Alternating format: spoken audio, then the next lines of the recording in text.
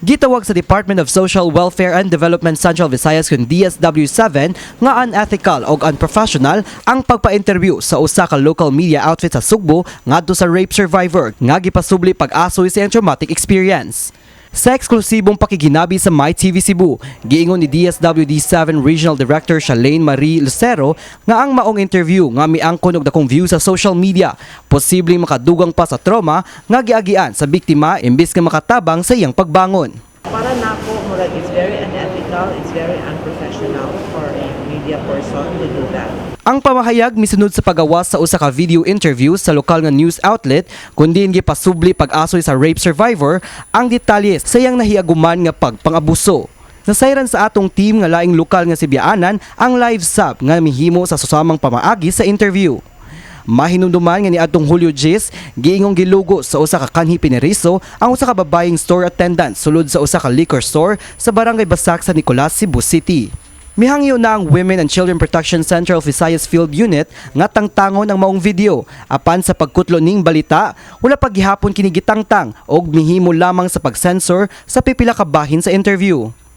Maong nagpabilin gihapon sa maong post ang mga laway og yaga-yaga nga mga komentos sa katawhan. Matud pa sa DSW7 Regional Director, bisan pa kung naghatag og pagtugot ang survivor sa interview, dili angay kini nga mahimong hinungdan sa pagdetalye sa iyang kasakit. Kapag tingaling na biktima, mas maayo tingaling makaduol siya sa pinakaduol local social welfare or police or barangay para matagan siya og appropriate guidance on how to deal with the case. Base sa update gikan sa Cebu City Police Office ni atong Hulyo 13, milukat na og affidavit ang biktima aron mopasaka sa kaso. Gidasig sa DSW7 ang tanang media practitioners nga magpadayon sa responsableng pagbalita, pinaagi sa pagpanalipod sa dignidad, pribasiya ug kayuhan sa mga survivors sa tanang higayon.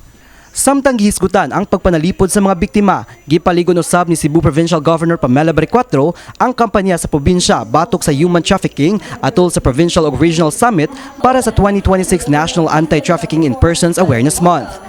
Giingon ni Baricuatro nga seryoso ang iyang administrasyon sa pagbatok sa human trafficking.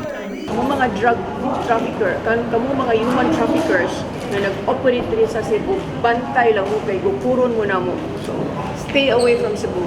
Kini si Mark Ermas, alang sa MyTV Cebu.